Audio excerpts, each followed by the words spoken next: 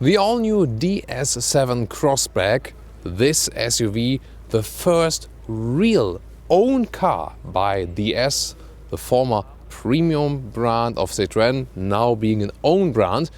And this one here also being sold in Europe now. So we'll explain you everything about this vehicle, compare it to other existing vehicles, taking a tour exterior, interior and the driving experience. And of course, on Autogefühl, your number one resource for in-depth car reviews and your number one community to discuss cars with Thomas in full HD, full screen and full length. Let's go!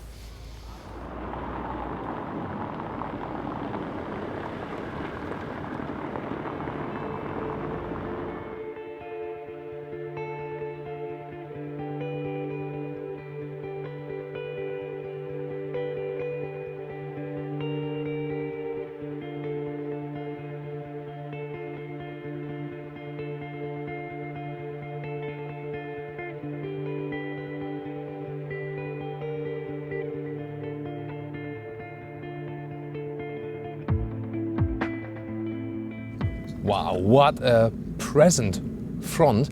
This one here is the so-called performance line, so we have more sporty elements, also here with a dark shiny front grille. Then you see the LED daytime running lights on both sides, pretty impressive too. And Xenon starts with the normal headlights, optional then full LED, which we also have here. And everything has this crystal structure, so it looks like handcraft work inside the headlights, for example. And I mean, definitely a very strong look in the front. What do you think? What's your first impression? And by the way, platform-wise, it's a sibling to the Peugeot 3008 Opel Grandland or the Peugeot 5008. So we'll also examine this car under this aspect. But design-wise on the front, surely a standalone. Well, unique if you compare it to the internal siblings, but then if you look this grille form here and all the headlights are continuing, then if you think about the whole competition, it really looks a little bit like the Audi Q5, doesn't it?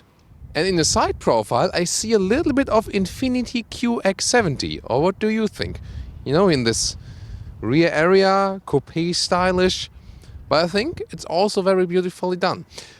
The length is 4.59 meters or just over 15 foot, and the interesting thing is, the wheelbase and the length is a little bit more than the 3008 from Peugeot, but a little bit less than the 5008, so that's in between. And this one only available as a 5-seater.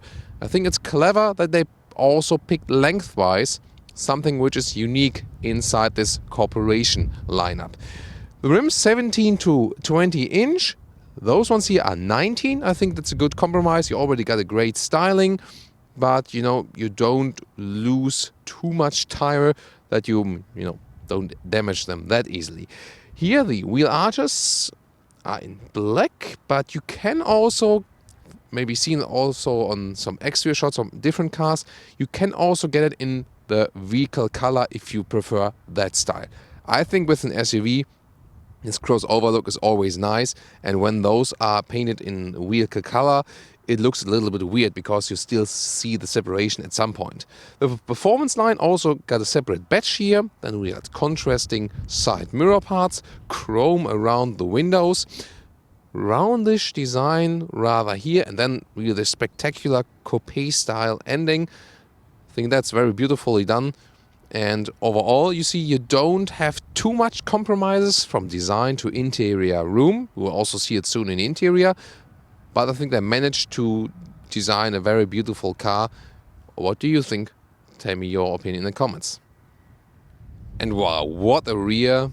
Really a seamless design, and the LED daytime running lights for the rear, for the taillights here. Wow, that's really some beautiful glasswork. Soon more shots also of that a little bit later.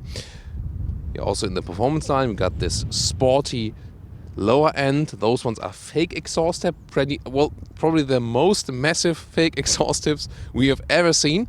And what's also interesting, I will activate the turning indicators now. So you'll first see them in the top part. This is really interesting. So here we go. You see they also have this little bit of a cascading form, but then, you know, this is a whole hatch that covers everything. when I open the trunk, you see they continue in the lower part because the taillights go up. Very interesting detail, and it has to be that way. It's mandatory because, you know, just governmental regulations, you always have to have a visible turning indicator for the warning lights in the rear. And, you know, the taillights go up completely, like in the Audi Q5 again. You can see that this one here is all left blank, and this has basically design reasons that when it's closed again, you have really here this totally seamless design all over the place, and there are our real turning indicators back again. And we open the hatch once more to take a look at the trunk directly, and here we go. It's nice processing, really like in an Audi, and they also have the same supplier in this case. Then this one here can be put in 2 steps, so you can pull it out and put it here, then you have a flat surface right there, or you can also pull it up. We know this from the Opel Grandland, like this. Then you can put things under this small floor separation. So, and we also have a 12-volt power supply right there, and we can flip the seats like this and this. That works pretty well. Then you have an even surface, so you can very well use this design vehicle also on the inside.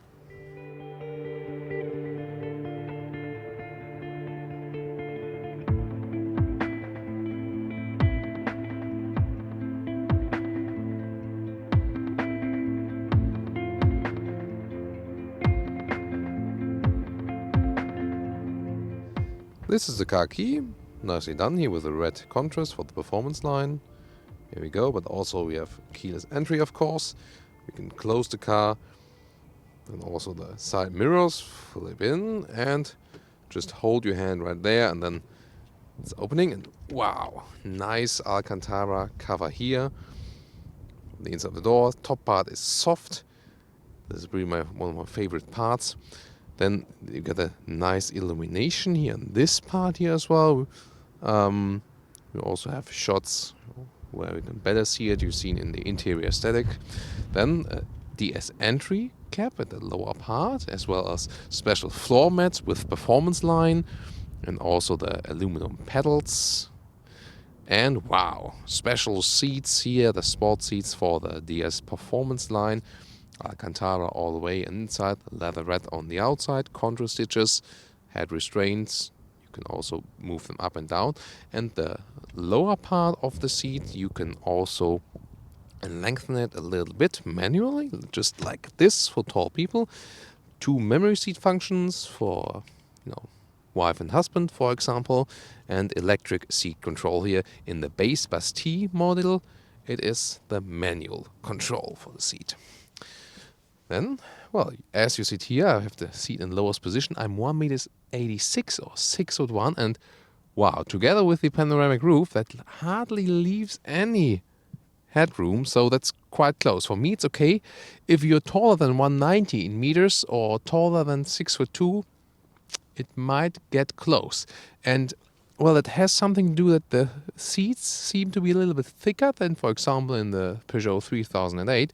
You sit a little bit higher, which is good for small people, but not good for really, really tall people.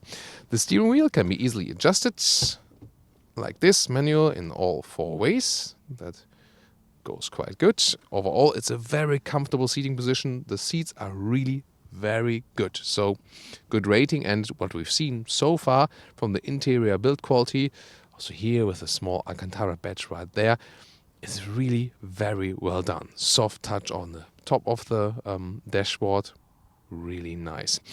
Then in the lower part, I've searched for it on the inside of the doors. Here you can control the mirrors, you know, electric control of the outer mirrors, and also the here the lane keeping assist.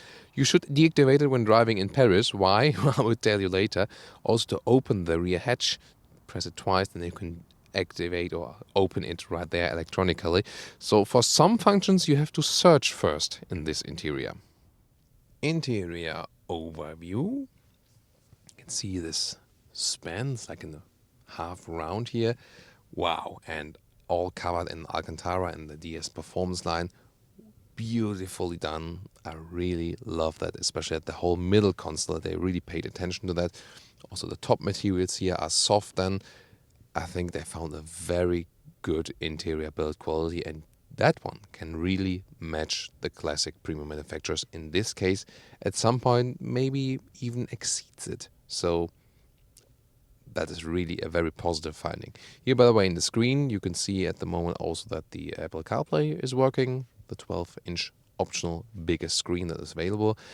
One thing that could be improved, I think, design-wise, the integration here maybe could have been a little bit better. So this area here is very calm and collected, but this one is a little bit less calm, so it should have been fitted better together, I think.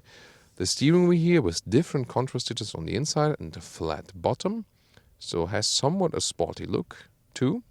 And also Alcantara again on the inside of the doors when you sit here, so that's really pleasing. And well, as you sit high, you also have a good overview to the front, especially. It really feels like a big SUV already, for sure. One of the fancy features is here, the start-stop button. Well, if you're searching it, there it is. And then when you put on the ignition, there you see that the analog clock flips up. So this is also a special feature right there. How do you like that one there? I think the design overall, I'm not really sure if it fits to the rest of the vehicle. Also a nice feature, look at that, the DS logo is beating like a heart. We've seen it in a couple of cars now at the start-stop button, but here also integrate in the logo.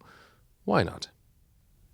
Digital instruments right here, and you have different views. But you can see on the right side, it takes about 2 to 3 seconds that the next, even the choice appears. So it is a fancy effect, but I would like to have it faster, because when I drive the car for years and years, then I just want to change it immediately and not wait 3 seconds that the next stuff is basically building up in the visualization process. Here, there's the integration of the GPS. That's really nice. I use that a lot while test driving, that you can very well see the GPS directly in front of you. So here, the central infotainment unit, it starts with 8-inch, and optionally you can get this 12-inch screen, as we see it right here. This is the GPS view, and we were quite satisfied with it, but most of the time we were looking at the GPS in the instrument cluster. Then you can see here, you can scroll in it. Could be a little bit faster, that would be nice. You can also zoom in and out. And the only thing you can get back to the main menu from here is using the 3-finger trick. There it is. And then you get to this main menu here again. Then you can access the AC. But then again, you have the hotkeys also in the lower part, where you then, for example, go to the GPS mode or go to the app view, because there's also the Apple CarPlay or Android Auto available. That works pretty fine. You can also connect your phone classic way via Bluetooth. The sound system is actually good, not superb, but we had a quite nice sound. The temperatures has to be controlled right there. That's a little bit tricky, for example, because I think actually it would be better when I'm, for example, in the main view or in the GPS view, and had to have a temperature at the left side here. There we go, just to show you again here. It would have been cool if I just click here, and then I could like plus and minus, like for example in the Tesla software, but that doesn't work. You have to click there, and then you get to the temperature screen where you can control it again. While driving, maybe that's a little bit too complicated. So some things are really a little bit over the top, and some things you cannot really find. For example, how can I mute the GPS commands? We searched so many times for that audio commands, but we didn't really find it. So here like this, it didn't go all the way back, for example. I don't really know. So some things are too complicated in the system. So they have interesting details, like here, those volume knobs, for example, covered with some rubber, but in a checkered structure. This main button here is a little bit too loose. It's a little bit. It should be a little bit more fixed. But those are really the very details So overall the build quality is really very good in this vehicle. On the left side of the steering wheel, volume control and this turning knob here for the digital instruments. You start with 3.5 inch, by the way, with a small screen, then the analog instruments, and then optional the 12-inch digital instruments, which then can be controlled right here for the different views. And on the right side of the steering wheel, you can control the central infotainment system, for example, scrolling through the radio stations or changing the audio source. Very beautifully done here, the middle console all covered in Alcantara again, that you can open that one. The seat heating control is right there. And also the USB port and another 12-volt power supply. And this is also the place where you can inductively charge your smartphone if you like. Seat heating is, by the way, in 3 levels with this sliding knob, but a little bit hidden, of course, under that one. Driving modes, we will test when we drive the vehicle. And then the middle part here, 8-speed automatic gearbox selector, like you know also from Peugeot.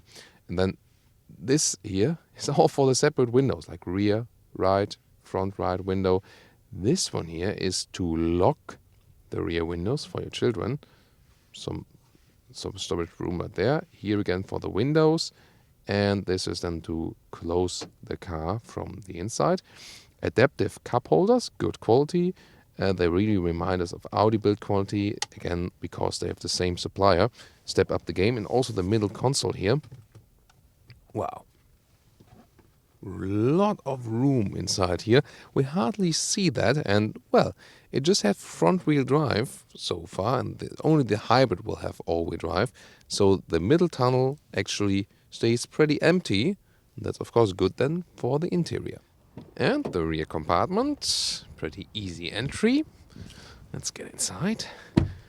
And wow, I got the seat as I would be driving, and then you feel the longer wheelbase also. There's a lot of knee room left, and if you compare also other SUVs with the same size, that's really well done. Also, you can easily put your feet under the seat when it's even in the lowest position. That's really nice. And you can put up the head restraint right there. You can sit here also with the Alcantara. Nice surface here also for the rear seats. Some raindrops here now. So you sit very well upright. But if you have the panoramic roof, I already hit my head on the ceiling. So you should be a little bit smaller than me. Or if you're driving with tall people, then you should leave out this panoramic roof, which is, well, bringing a lot of light in the interior. You see it goes all the way all over the vehicle. But as I said, if you're driving with tall people in the rear, then you should better leave it out. What is very interesting is that we also have a window control in the rear, and we also have the control for the rear bench electronically. Well, the disadvantage is at the moment the ignition is turned off. So I have to turn the ignition on first, and then I can use it. While I do that, you can take a look at this, at the buttons at the inside of the doors, because those are the buttons that I need to control the windows, or then here the back part of the seat. Now we got the ignition on, and then I can also control them. And you see I put it to the most upward position first now. So there we go. Then I have an upright seating position, and then I can also electronically put them back to a rather sleeping position. It takes a while, but you know, it's a very interesting comfort feature. You could also do it manually. Maybe it's also the better solution manually. Here with the electric control, here's not the sleeping position. You can, you know, very finely adjust it when you have it in an electric way. So what do you think? Would you rather prefer it electric or manual? Then, middle part here, the armrest with some cup holders. It's available right there. And last but not least, ISOFIX anchor points on the outside seats. And what is also very nice, you know, you kids already all have the smartphones. Then here we go with 2 additional USB ports for the rear.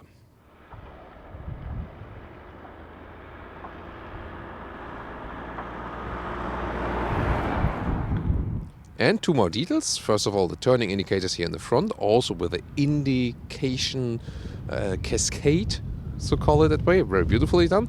Then let me close the hood, and there you can see about the Gap structure. Very small gap, very wide gap, very small gap, rather wide gap. So I think if you look into, this gap perfection or the famous German Spaltmaße, then maybe they have some more work to do. What do you think?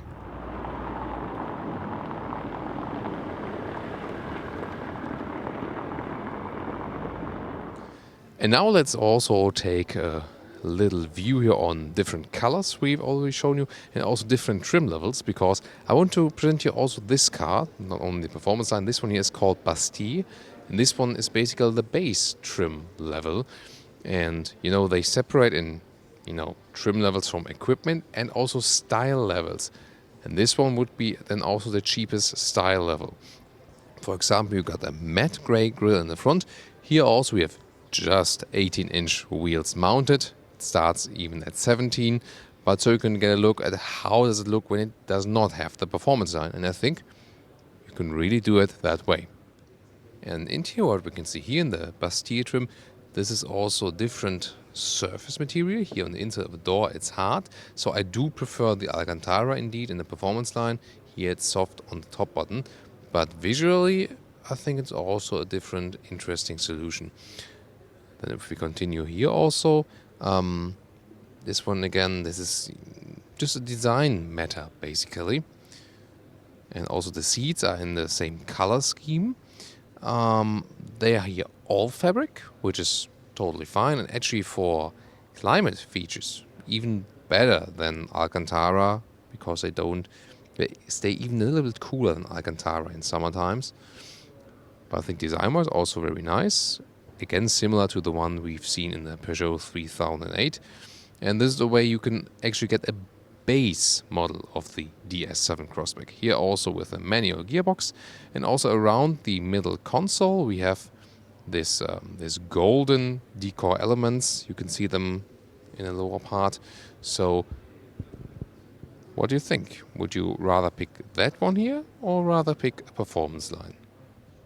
Well, for the interior it's pretty creepy light here, but for the exterior we can see how the taillights are illuminated, the LED, and wow, what a structure. And you can also see it in the car behind me there in the golden color.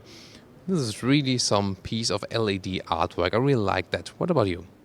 And now we are joined by DS CEO Yves Bonfont, and I'll start with some easy questions. And then, of course, I'll also try to challenge you a little bit. That's my job.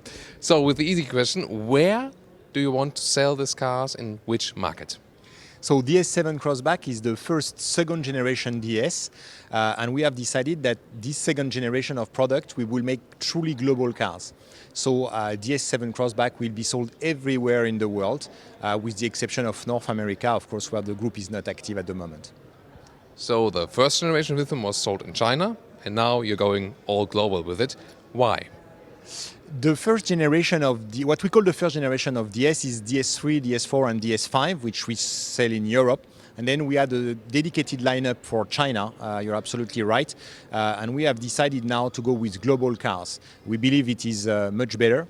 It is an opportunity for the brand to accelerate globally, to develop also technology at scale. This car is packed with a lot of technologies, including night vision, including our second level autonomous driving, DS Pilot, and obviously those technologies are to be developed at global scale.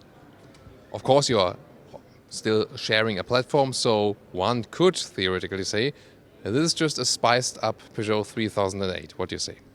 I think it's a very different car. From a technological standpoint, this car is quite different from everything that the group has done before. We have, for example, a dedicated rear axle on this car. The night vision technology that I was mentioning is unique on this car. And we have also put on this car a technology, a chassis technology, which we call DS Active Scan Suspension, which is really the DS version of the suspension of the 21st century. This technology is composed of a camera that scans the road in front of the car and adjusts the stiffness of the chassis on a wheel-per-wheel basis, depending on the road condition. This is something that is absolutely unique on this car and dedicated to DS brand. And for the future, what model lineup do you also see in Europe, from maybe a smaller SUV or something like that? We know that the hybrid is coming for this one here. So what does the future hold? So you're right, this car will be equipped with a plug-in hybrid version, a 300 horsepower, all-wheel drive, with 50 kilometers of zero-emission autonomy. We're very excited by this version, by the way. We have a global lineup that will be composed of 6 cars, and we will be launching 1 car per year. So I will be very happy to meet you next year and share with you the new car we will introduce in the market. Okay, we'll certainly do that, and also keep you up to date. Thanks so much. Merci beaucoup. Thank you very much.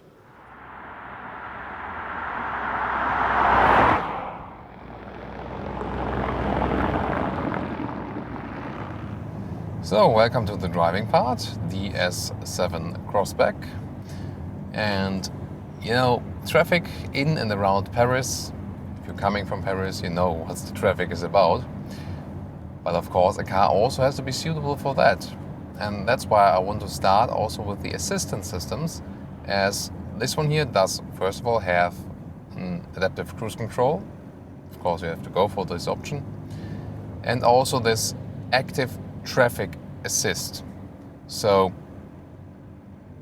what you can see is I could take my hands off the steering wheel, theoretically, but it's not meant to do that yet. So after a while, I get the warning, also in the display, to take my hands on the steering wheel again. But it is an active system, so it is indeed actively keeping the car in the lane. So I could, for example, just relax a little bit more while driving. So this is basically a part of autonomous driving, and of course, together with the 8-speed automatic transmission, pretty comfortable in traffic. For example, here now, when the roads are getting closer again, distance is being kept. I'm not doing anything at all, basically. The only thing is, also from Paris, maybe some of you here, the scooters, they want to pass in the middle. So usually, you would go to the outside of each lane. That's not really according to the lane keeping assist, because the lane keeping assist always keeps the car in the middle. And, considering this fact here, let's say you drive on the outside and you put the lane keeping assist in, the cars move to the middle of the road.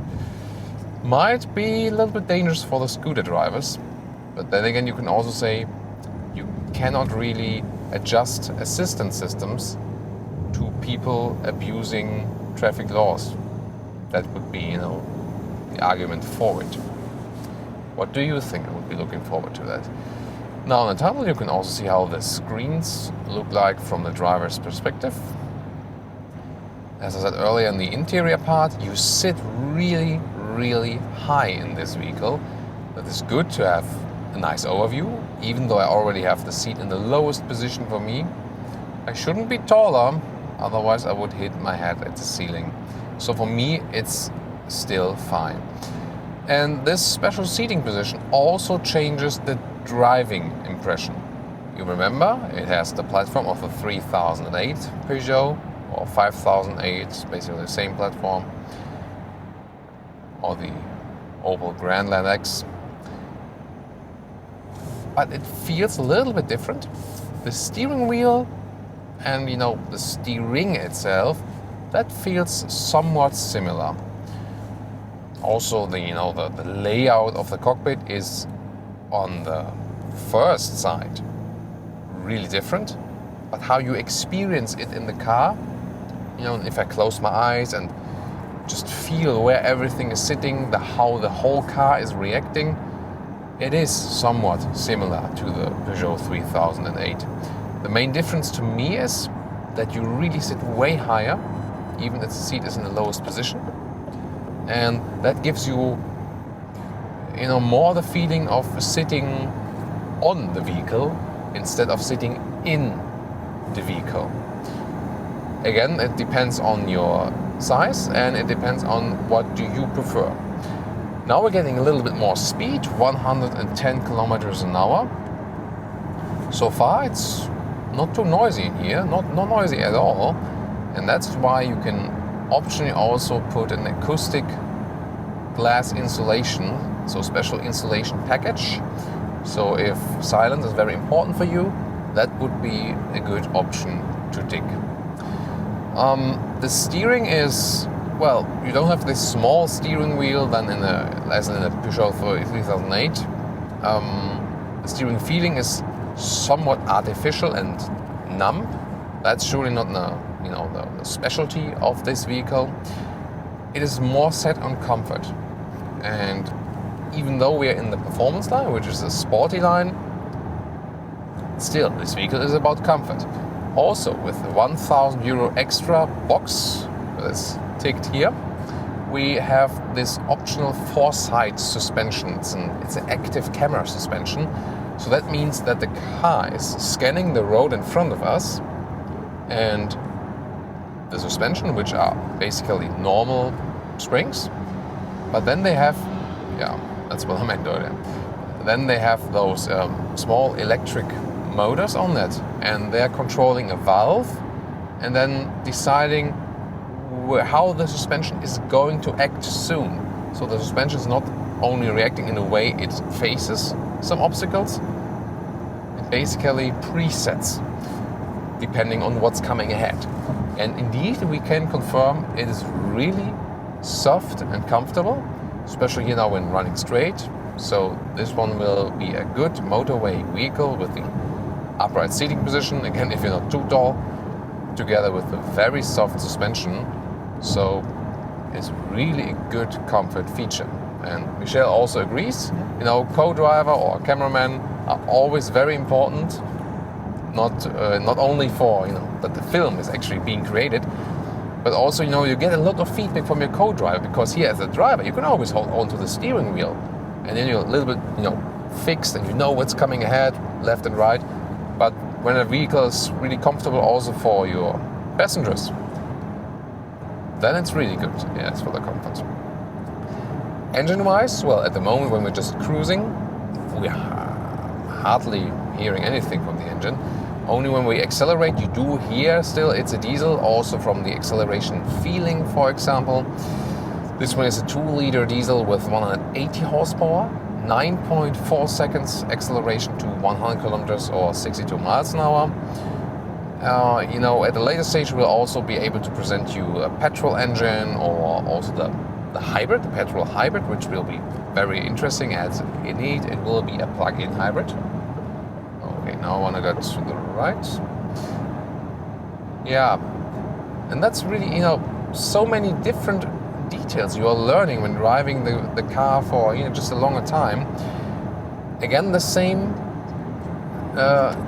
thing than with the Peugeot 3008 about the blind spot monitor. Look now at the left mirror. There it is. So this system is about, let's see, we have to go right now. So this blind spot monitoring system is about that the light is flashing when the car is exactly in your blind spot, not any time before. And you could argue that's a good thing, because then you really know exactly what you're doing. But as vehicles tend to move fast and also overtake, I think it's safer to have the warning when it's a little bit early. As we know from other vehicles, they tell you basically not only when the vehicle is in the blind spot exactly at the moment, but rather when it is approaching from the rear. However, recently we have also read some comments from you guys. Some are the same, are of the same opinion than me, and others say, I'd rather like to know exactly the blind spot and nothing else. So what do you think? Let's discuss that in the comments. So such a smooth ride, that is, I think, the main characteristic of this vehicle. Overview-wise, well, it's quite okay. The design in the rear sometimes reduces the visibility to the sides in the rear, but other than that, I cannot argue with that. The windows here are also still upright. It's still an SUV, so overall a good overview considering the length of the car. It's surely not a handling monster, because the steering is set on a soft touch that you're also able to easily steer the vehicle around, in the parking lot, for example. And again, the suspension is very good for comfortable riding. So, assistance systems we also talked about. What about this engine here, specific engine, if you really are interested to go for that? We can just push the throttle and see what happens. See, maximum speed allowed is 110 at the moment. We can fall back just a little bit, maybe to 90 or 95, and then just hammer the throttle and see what it does in flexibility on the motorway. See, 95 to 110, let's go. Plop. I think that's quite reasonable. That was already 115 actually. You hear somewhat of the diesel sound, so you do feel the difference also to the petrol engine, but you get, of course, all the torque here with the diesel, so that's pretty well performing. You also have driving modes available. Let's see. You can have, first of all, an eco and the normal mode, so and also comfort and sport. So what does that change? Well, especially the biggest difference would be the sport mode, because then car is taking gear lower, got more RPM, so I can better react. For example, if I want to do some overtaking maneuvers or something like that, car is faster reacting. So that would be something you can already, always go to. Then on the left side of the steering wheel, you can also change a little bit around what you want to have in your side, if you prefer the speed or if you want the GPS in the wide view. And the GPS in the wide view is actually pretty helpful, I think. So now I see better where I'm going. I don't have to, look too far to the right. It's not exactly like with a head-up display, but for the driver it's definitely helpful to have the GPS in your very side in the front. If you're driving the vehicle for the very first time, it's at some point a little bit overwhelming because of the controls. There are hardly any real buttons left, so you need to find everything, and maybe you hear that sometimes in the background a little bit as we have the GPS on, so we're heading to the next shooting location. And we were not able, with two relatively tech-savvy car guys, to set the GPS to mute. It was not possible to us. We searched all the menu 5 times, and we could not manage to do so. So, to me, like, the GPS software is always good when you find things easily. You don't have to learn the vehicle that for hours and hours. And everything is rather intuitive. So the GPS visualization, that's quite fine, I think. And you can clearly see everything. But how the menu is set up, I'm not so sure about that. That could be a little bit better. So now we can tell you something more about the agility of this vehicle. Also, what about acceleration from lower areas? Quite loud sometimes in diesel, doesn't it? So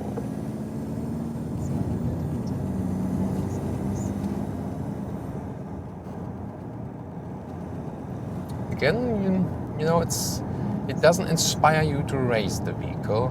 It's really more to relax a little bit, enjoy the soft suspension, the light steering, just roll and enjoy the luxury interior also while driving. So in this respect also the Peugeot 3008 is a little bit sportier. And surely also if you compare other compact segment SUVs, this one is probably among the less sportiest so far. Depending on the driving mode, it adjusts a little bit. But if I would tell you now, there's not a big difference when I went back to the comfort mode now. Well, shifting wise for the automatic gearbox, but other than that, the difference is really not that huge. So sometimes we have cars that have whoa, was that a stone or something? Hope that's not broken. It seems to be still intact, but wow. That can be, wow, really shocking sometimes. I think the worst one we had yet was a couple of years back with the Range Rover Sport SVR on the Nürburgring GP track, where we had like such a big stone hitting the mouth, like bam, and the front shield was like had this damage. Wow, it was like oh my god. So now acceleration again a little bit. Maybe let's do it in the sport mode. Check out the sport mode and then some acceleration. Oh, we don't have to overtake now.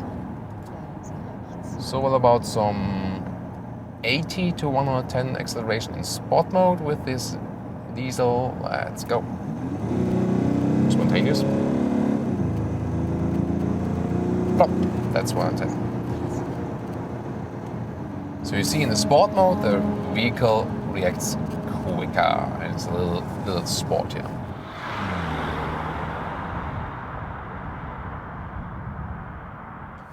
So, and now exclusively for you we will test the plug-in hybrid, which will be available in mid-2019. So there are 2 vehicles for now which are available, and they are prototype vehicles. And so not everything is finished yet, but we can give you a first insight. And well, at the moment I'm starting in the zero emission mode, so the pure electric mode. There's a 13 kilowatt hours battery in place with a pure electric range on paper of 50 kilometers, so realistically 35 probably. And there are 2 electric motors, one in the front, one in the rear. That will also enable a very good recuperation. So because if you have two motors where you can recuperate, you can do it even stronger. And the philosophy of the recuperation is when I lift the throttle, the car rather rolls as it would be in neutral and it's not recuperating very much. There will also be recuperating modes if you, for example, go down a hill all the time. And as soon as I go on the brake, then not exactly the normal brakes are applied, but the recuperation. Should I go left or? Yes. Here. Okay. So we're on the test track here today because it doesn't have a number plate yet. It's not really legal for normal road yet. First prototype car. So when I go to the brake, car's recuperating. I don't even feel the difference between the recuperation and the normal, normal braking, but the car is just doing it. And probably it will be very effective, as I said earlier, the whole recuperation process. Also, as we have the electric motor on the front and the rear axle, this one then will also feature all-wheel drive. So this is the big difference to all of the other cars, and on this very platform, the only car that will actually feature then the all-wheel drive. So pretty interesting. Already in your zero emission mode, by the way, or the pure electric mode, the torque is instantaneously there. We can also do an acceleration test. So everyone in the car, hold tight. And I just step on the throttle and see how that goes. That's already almost 50, wow. That was pretty impressive. Did the engine also start, by the way? No? Yeah, okay. Yeah, so in the kickdown mode, also the engine is being applied. That's maybe, when the car says, oh, that's probably emergency situation. Straight? Yeah. Okay. So there's a test engineer also in the rear, controlling all the values we are creating. So it's basically the same philosophy than with the Porsche Panamera, for example, with the plug-in hybrid. So when you floor down, the normal engine also sets in. Other than that, rather rolling process, not exactly directly recuperation, only when you apply the brakes. But even if you're staying in the zero emission mode and the normal engine is not being applied, if you just push the throttle a little bit, you get instantaneous torque, and that could be an argument to have just the plug-in hybrid for the performance side. If you not that interested in the emission exactly, just getting it for the performance reason, because it has basically the best acceleration of all of the engines that are available. And then there will also be the hybrid mode where you can have the maximum performance. So we go to the driving modes. The EV Eco is also available, hybrid mode, and then the engine and the combustion engine and the electric engine are running at the very same time. And we can hammer the throttle then once more again to see how that one plays out. By the way, it will start together with a high trim package, which I would not recommend, and it will be very expensive then. But later on, then after the launch, the hybrid will also be available with the lower specs, and that could be a very interesting option then. But it will still be a little bit more expensive. So we'll wait till the cobblestones are over, and then I hit the throttle once more. Maybe like from 35. Let's see how it goes. So 80. Whoa, that was already 90. So pretty good acceleration. It was really powerful, more powerful than all of the other engines. You maybe heard that the engine was somehow not really decided. What did it do? It's like a little bit, like... There is some delay between the asking and the demand. And Yeah. So I think they maybe need to fine-tune that a little bit, this prototype here, but what is clear that the performance is really superb and will be the fastest one. To 100 kilometers an hour or 62 miles an hour, it will take less than 7 seconds than both combustion engine and the electric motors combined. By the way, there are some people that always, when I'm sometimes saying like electric engine, it's like, no, there's no electric engine, there's just an electric motor. So this time really pay attention to electric motor, not electric engine, if that's really important. So I hope we gave you a nice insight here of the hybrid vehicle. Very promising for sure, and definitely also a standalone point, because we talked about how can this vehicle be really unique actually. And this is definitely one thing where it can be unique from outside and inside competitors.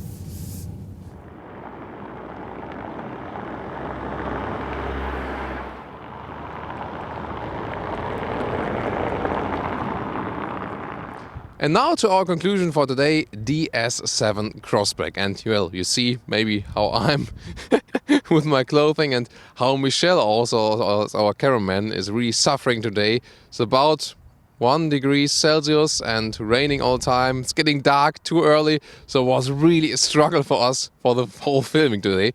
I hope you appreciate our effort. So, then conclusion to the vehicle here. Exterior design, well, you see some influence of other vehicles for sure. I also left the fancy turning indicators on now, but I think it's a very beautiful vehicle, to me at least. I want to hear your opinion of that, especially with the light work, for example. Both exterior and interior, especially here the performance line, I would actually go for. The base model I think is also quite fine, but the performance line is that, what makes this vehicle special. I have hardly seen any other vehicle that was so well integrated with all the Alcantara on the inside. Really lovely done, also comfort-wise, really very nice. The downside of the interior is that some of the functions are too complicated, not really intuitive. You search, how can I do this and that? So at some point the vehicle is a little bit overdone or too complicated. Also if you compare it to the Peugeot 3008, for example. Then driving-wise, a very comfortable vehicle. I like this optional suspension. It's set all on the comfort, definitely, and that is really working. Also the interior space that is offered. However, sporty drivers will not really like it, but that's not the emphasis of it. You just have to know it, definitely. Consumption with this diesel is definitely too high, I think. It was about 8 liters on 100 kilometers. That's too high, definitely, for a diesel. So I would rather recommend the petrol engine. it's not a racing car, so maybe you can even get a lower price and be fine with a 3-cylinder petrol. Or if you go all the way, then take the plug-in hybrid, where you can maybe save some fuel with that. Or if you have the chance to load energy or to charge energy at home or at work, that might also be a clever solution then. So maybe the small petrol or the hybrid performance line, that would be, you know, my tip for you, which would be the best setup for this vehicle. And the pricing point, this is also very important. Well, if you start, for example, German reference price about 30,000 euros, just above that, that's about 10,000 euros more than the Peugeot 3008. Yes, it's a little bit bigger, but then again, if you put it high spec, both vehicles, then the price difference is not that much anymore, so just a couple of thousand euros difference. Is it justified? Well, considering the size and, you know, some more interior work, you can argue that way. But of course, it will still be very hard to fight, especially in the European market, the premium German manufacturers, because they are so established on the market. But this will totally be up to you. Let's discuss this in the comments. Does DS with the new DS7 Crossback have a chance on the premium market? Let's discuss that. And of course, please join us at the very next Autogefühl episode. Thank you so much.